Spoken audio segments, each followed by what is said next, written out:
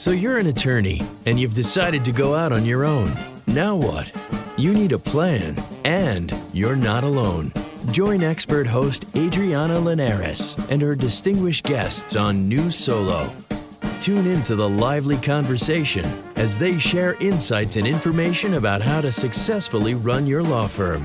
Here on Legal Talk Network.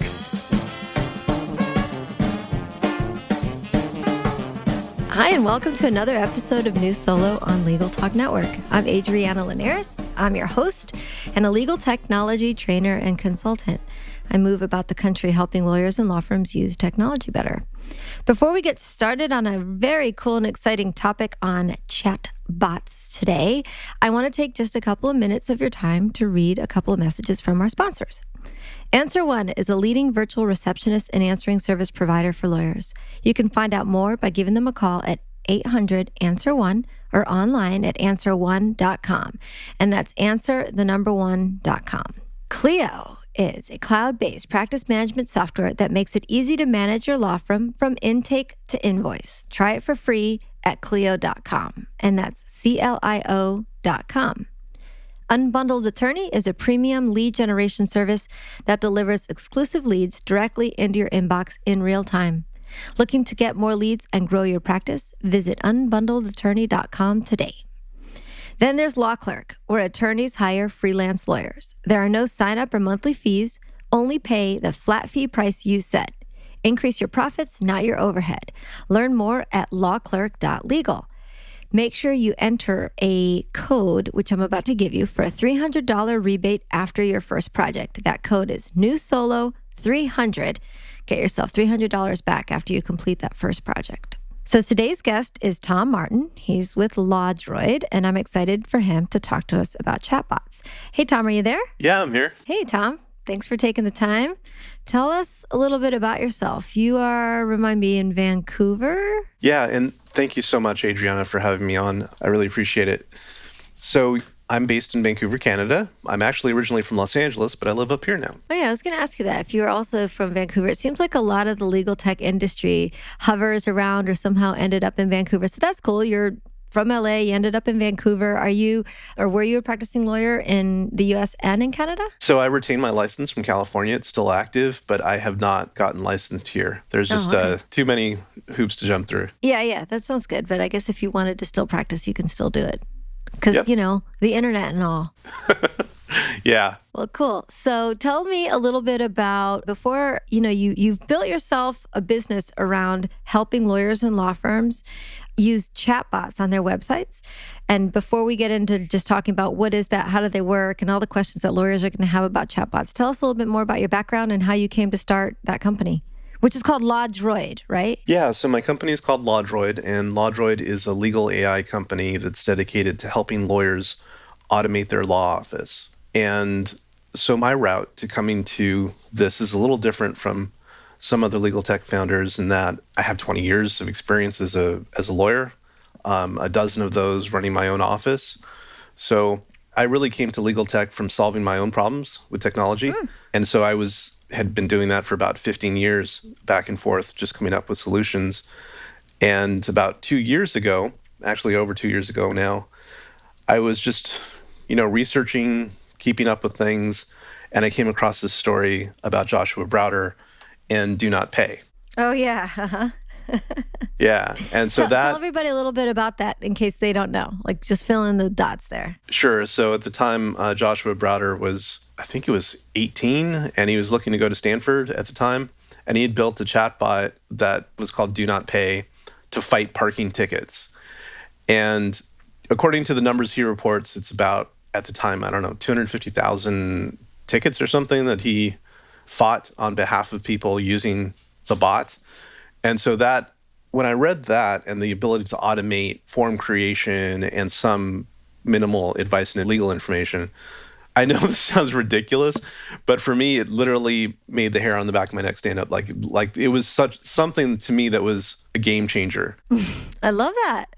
So you're like, okay, game changer, and I want to be a part of the change? Yeah, exactly. So that's what got me involved. That's great. So how did you go about, did you start by saying, okay, well, I'm going to build a chatbot for my own law firm business first, or did you just get real educated on what they are and then just decide to jump in and have something built or build it yourself? Yeah. So one thing I've found with all of this, right, is just to get started, to just jump in. And so the way I did it maybe was not the perfect way, but what I did is I created a Facebook Messenger bot that somebody could get, some new business owner could jump onto that, answer a few questions, and it could create the paperwork to incorporate in the state of California.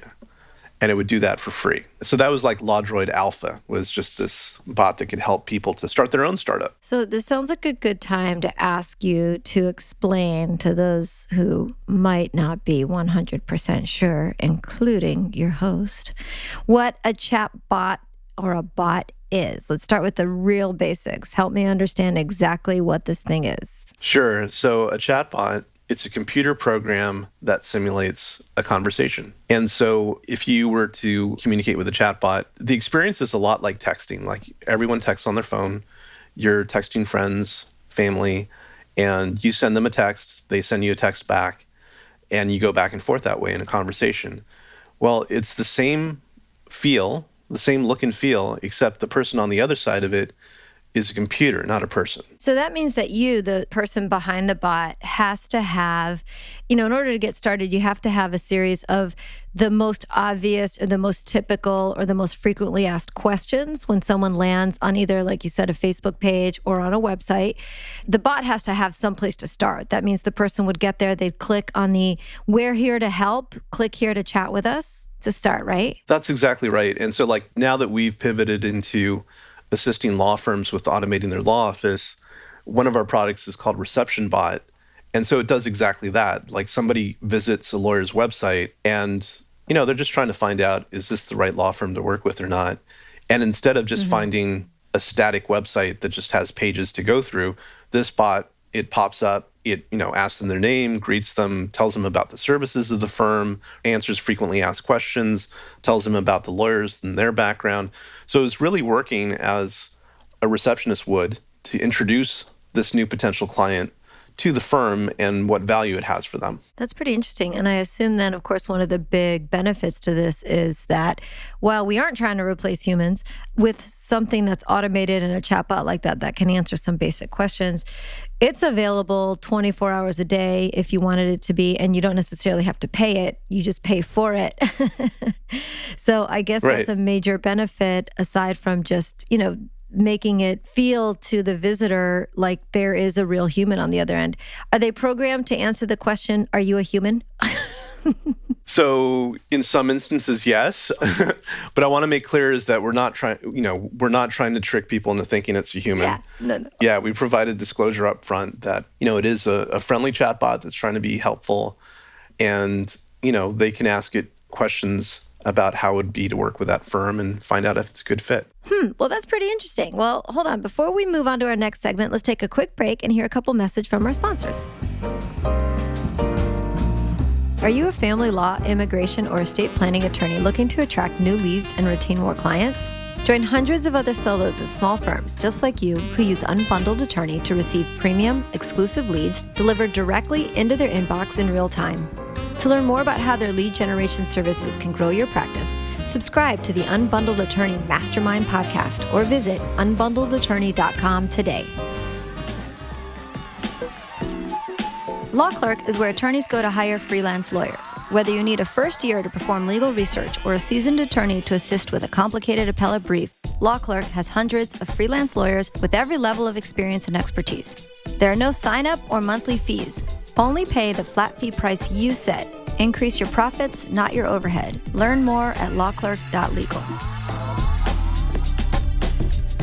Welcome back. All right, so Tom, right before we left off, you were saying that one of the obvious things that you want to do or you try to do is make it clear that you're not trying to fool or somehow bamboozle a visitor coming to the site. But I don't suppose you have to immediately disclose that. I mean, I guess the answer you gave me was because I said, is it able to answer the question, are you a human?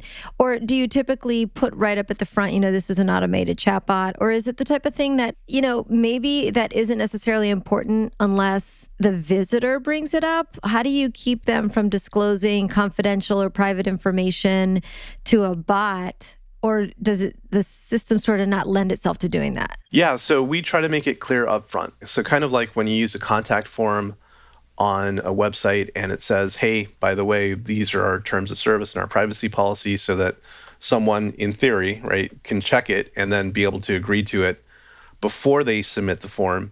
It's the same idea. So we disclose at the beginning that it's not a lawyer, it's a bot. And as for privacy, we disclose that it is subject to a privacy policy, and then we describe what that is.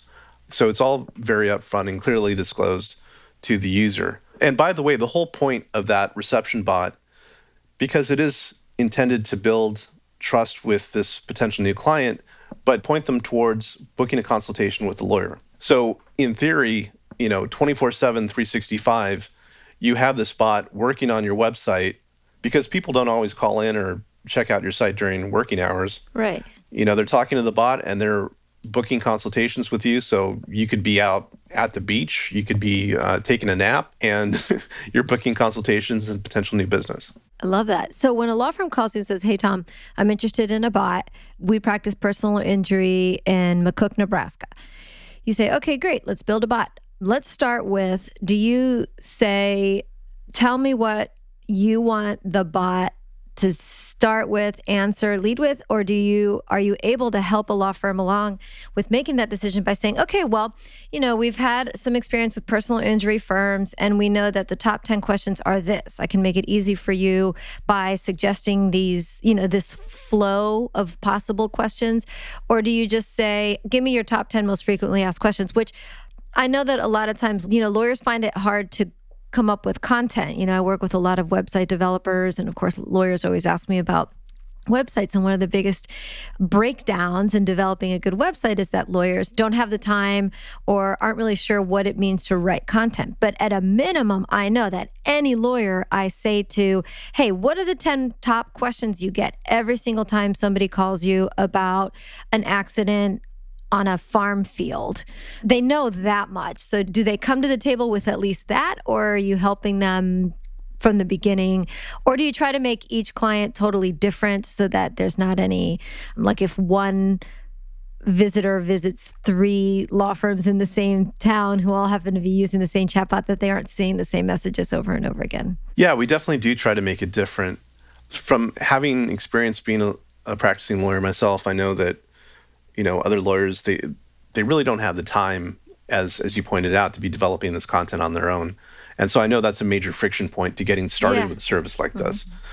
So because of that, I made it not only a technology product, but it's also a consultative service, because fortunately they probably already have a website, right? Because we're going to be installing it on a website. So we scour the site to get as much information as we can off of that, in terms of frequently asked questions and service descriptions and things like that. And once we have that, we set up a kickoff call with the lawyer. And so that's intended to fill in those gaps. So, if they have a specific way that they address certain issues or their pricing or things like that, we get that out of that meeting. And so by the time we've obtained everything off the website that we possibly can, and we've had that kickoff call with them, we have a well-rounded interview that we can use to fill in the content for the chatbot. That's very good. So I guess so far, the benefits are 24-hour attention to potential customers and visitors on your site. You don't really have to pay a human to sit there monitoring it, or the risk that maybe at some point the wrong answer gets given, because I guess in the way you lay out the questions and answers and the intelligence behind it, hopefully the answer is consistently correct. And if there is an error, what kind of errors would you see, or what kind of mistakes would, if I was a lawyer calling you saying, hey, Tom, well, like, what do I have to worry about? What are the pitfalls here? What types of response would you give them? Well, I think that, potential pitfalls that we don't get it right at the beginning. So when we do create a demo bot for the lawyer, we definitely need them to go through and fact check it, to make sure that it's working as they expect. But that's, if we get the information from them correctly on the front end, there shouldn't be those errors. In fact, it's much more error-free than if you had people actually staffing a live chat widget, which some lawyers have. They have that live chat widget, somebody clicks on it, and then somebody in some call center somewhere in the world is answering, the questions that somebody has. And there might be language issues on the other end of it. There might be, idiomatic expressions or just difficulty understanding what the needs are of the user that's on the live chat widget. And the other thing is that even if you don't have those issues, if you look at how live chat widgets work and how the people that staff it talk to the users, a lot of times they get asked, "Are you a bot?" Because the questions are just so mechanical. They're so good. It's like, what's your name? What happened? What's your phone number? Oh. And, yeah, so the actual human beings that are staffing these live chat widgets for lawyers are just so robotic in how they're asking for things that why not just use a bot, which actually, in a weird way, is much more diverse in how it could talk to people. You could have a multimedia exchange and a broader conversation about frequently asked questions and all these different things. So you actually get a much more valuable conversation from a bot than you do a person. Yeah, that kind of makes a little bit of sense. And so as a technology consultant who, when I go into a law firm, my goal is to automate everything that is predictable and repeatable, because that's really what you can automate in today's modern world. When we're talking about automation, we're talking about, again, predictable and repeatable.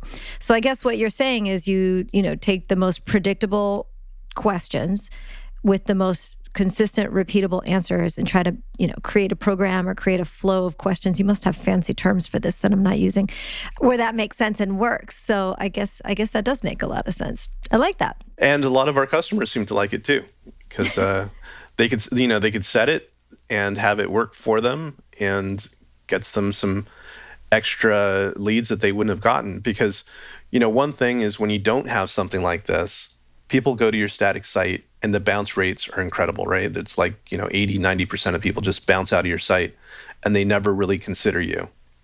But if you have a bot like this that immediately engages consumers, which are 69% more likely to use businesses that have immediate engagement, then you're more likely to turn some of those website visitors that you would have lost into potential new clients. Yeah, that's really interesting. And I imagine part of what you're having to do too when you're engaging these law firms is educate them on that type of information. But they must have a clue when they come to you in the first place, right? I mean, they must say, "Hey, I heard about these chatbots. How can they help me? What are the benefits?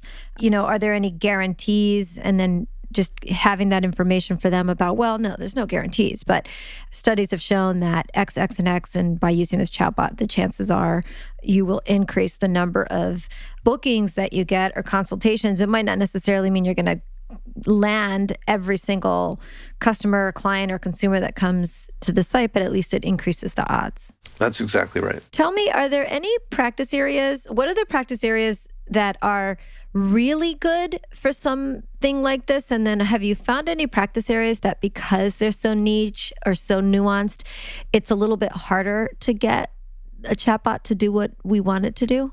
Not really. It's pretty universally applicable because for this one product we're talking about, Reception Bot, whatever the practice area is, the level of generality that we're talking about is such that, we're not programming a tax expert or an immigration specialist or something like that to actually treat the patient and perform, brain surgery. This is somebody who, the bot is the equivalent of somebody who's introducing somebody new to the firm and what they can do and really presenting a value proposition to that person. And so the value, yes, is somewhat married to the practice area. And of course, we articulate it that way. So like if it's immigration, it's the ability to be in this country and, earn a great living and have a great quality of life. But as to whether or not you have to check the box to be on form, 153, it's not right. It's not going into that kind of detail.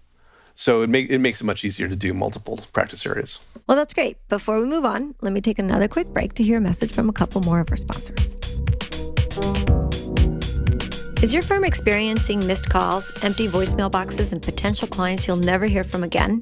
Enter Answer One Virtual Receptionists. They're more than just an answering service. Answer One's available 24/7. They can even schedule appointments, respond to emails, integrate with Clio, and much more. Answer One helps make sure your clients have the experience they deserve. Give them a call at 1-800-ANSWER1 or visit them at answer1.com/podcast for a special offer.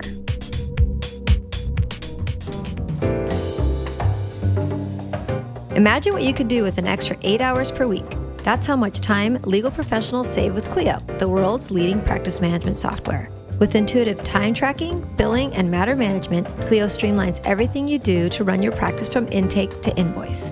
Try Clio for free and then get a 10% discount for your first 6 months when you sign up with the code NewSolo10. That's NewSolo10, and do that at Clio.com, CLIO.com. All right, we're back. I'm Adriana Linares, of course, your host here with New Solo. And with me today is Tom Martin. He's with LodgeRoyd, and Tom was a practicing lawyer for 20 years before he just got excited about technology and the way the world is moving and decided to start a company helping law firms use chatbots. So we've been talking about chatbots. We've talked about the benefits of the efforts that maybe a law firm has to go into to get one up and running. Talked about the types of practices that may or may not be better and learned that it's pretty universally applicable, which is great. Tom, tell me a little bit about, I'm sure you get this question all the time where a lawyer says, is this ethical? Is my bar association going to come after me for doing something innovative and different that might not meet requirements as far as professionalism and ethics go? So what do you say to them when they ask you that? You know, as far as the ethics issues, there are potentially ethics issues. I don't get a ton of questions about them, partly because, you know, people are already using very similar technologies like the live chat widget I mentioned before. And, you know, the issues that come up are whether or not the person that's speaking with or the chatbot that's speaking with a potential new client is staying within the scope of what they can talk about, right? Mm-hmm. So you can't have a person or a bot that's unlicensed be giving like legal advice to some potential new client. And so neither in the live chat widget, like a person type scenario, or with a bot, do you get anywhere near that. All it does really is relate information about the firm that you could potentially find out on its own website. It provides frequently asked questions, which is just legal information that's typically provided on a law firm website. So it really doesn't come anywhere close to crossing the line as to the practice of law or, you know, providing legal advice. So those ethical issues, you know, aren't really triggered. And I think a lot of the customers, the lawyers that I work with, they kind of realize that. So it's not really a concern of like getting in trouble for that. And so one other issue that I do have a conversation sometimes about is the privacy issue, like whether or not it's privileged. And so typically we have a disclosure on the front that says, you know, that they're not speaking with an attorney and it doesn't give rise to attorney-client privilege because there's no relationship yet, which is hopefully, what you would want with somebody who hasn't retained you yet. Yeah. So we just make it clear in the disclaimer on the front end that there's no surprises about that. And luckily, with bots, unlike with dealing with a human agent, you actually have conversation logs that show what happened in each and every conversation. So if somebody says in the future, hey, yeah, I was talking to this bot about this personal injury case that, by the way, the statute of limitations was up the same day that I, messaged, and they should have told me. Well, when that conversation comes up, you actually have a log of it that goes, oh, but weren't you informed that they weren't representing you, and weren't you informed that this was a bot, and weren't you informed of this? And they can't deny it at that point. And there it all is. Yeah. Well, that's pretty good. Yeah, that should make lawyers feel a little bit better about it. Tell me about costs. What does something like this cost? Is there ongoing cost? I guess there's startup costs. Just tell me about costs. I don't know why I'm making it so difficult. Tell me more. What Sure. does it cost? And I can't get into specific numbers, but what I can say is that it works as a monthly software service recurring fee. And the way that I differentiate what we do versus others is that others are like software platforms, right? You do it yourself and you pay a monthly fee and it's really, really cheap. And you have a lot of pressure on yourself to put it together. And that's why a lot of lawyers never use those platforms, is because they don't have the time to do it. So it's part software, part consultation. And so because of that, we charge a monthly fee to create the bot as well as the ongoing support of it. So it remains the same flat fee even when we're putting all of the development time in to create a custom bot for each and every law firm. And then with the ongoing support, we provide them with the feedback, the conversation logs, the analytics, and quarterly meetings where we review the performance of the bot and we work on getting it to be better every single time and incorporating changes. So it's really a working relationship. And when you compare it to if you had to staff somebody full time to work that widget, that agent on your website, well, the minimum you would be looking for any assistant would be at least $2,000 a month, plus benefits and other contractual obligations, right? So we're a fraction of that. We're a small percentage of that. And I think we're pretty much competitive with any live chat, software out there that uses staff. So That's great. Yeah, we're very competitive and a good solution. That's very interesting. Well, good. And I'm sure if lawyers or listeners want to hear more, they can just reach out to you, which I'll ask you at the end here, how to get a hold of you if they'd like to just get more specifics on the pricing. But it's somewhere between $0 and $2,000 a month. Oh, we're talking low hundreds. Okay. So yeah. Yeah, give us a ballpark to work within. Okay, so less than $1,000 a month. Okay, you got this out of me. Well, what I'll say is that our introductory starter package that we have for Reception Bot, it's $250 a month. Okay, that's very reasonable. Yeah, for most lawyers, they find it to have that level of service is a really great value. That's awesome. Well, thanks. I appreciate you coming clean. Really had to twist your arm there. But I know people, that's really important to listeners, is they just need a place to start, understanding that obviously the more you want, the more you're going to pay. You keep mentioning Reception Bot. Tell me about your other products or services and maybe like what's new in the chatbot world. Yeah, so there's a couple other chatbots. There's Reception Bot. A step up from that is Paralegal Bot. That is, it's intended for once somebody has actually retained you, that intake interview, asking the same series of questions that a lawyer might have in mind, gathering awesome. documents. So you can use a bot like this for actual clients to gather that information, and also at milestones during the case. So like if you have very similar things that happen at certain milestones during the case, the bot can do that, and it's of course meant to inform the lawyer. And so when the lawyer actually reaches out and communicates with that client, they're doing that from a much more like informed, intelligent place because the bot has already gathered the groundwork. And then there's a legal health check bot, which does triage of legal issues and provides a report. You can see a great example of that on Patrick Pallas's website, pallaslaw.com. Oh, yeah. Is that the Pat Chat bot? Yeah, Pat bot.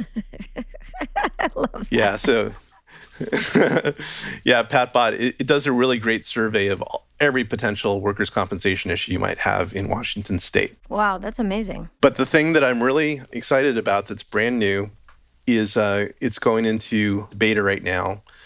It's called LawDroid Voice. And LawDroid Voice is a voice assistant. Essentially, it's a voice command for your law office. And we're exclusively integrating now with Clio. And so we're opening it up for beta so everyone could sign up. It's going to be free to start during the beta period. And so you'll be able to schedule appointments, dictate notes, create tasks, assign tasks, have it read to you your schedule for the day, all powered by your voice. And that's gathering, so it's grabbing information from Clio, I take it? That's why you say that the integration is directly with Clio, because if you say, hey, such and such, do you get to name it whatever you want? That's an interesting idea. Hey, Howard, tell me about my calendar today. Does it look into Clio? So yeah, it's integrated tightly with Clio. So when you're dictating notes, they get ported into Clio in whichever contact or matter you want it to go into. If you schedule appointments, it goes in the Clio calendar, which could thereby sync with your own Google Calendar. So yeah, it's like 365. Yeah, it's very, very closely integrated with Clio. That's great. Well, I love that. That sounds exciting. Maybe I'll try it out with my Clio account. And since it's free, I might as well hop on while I can.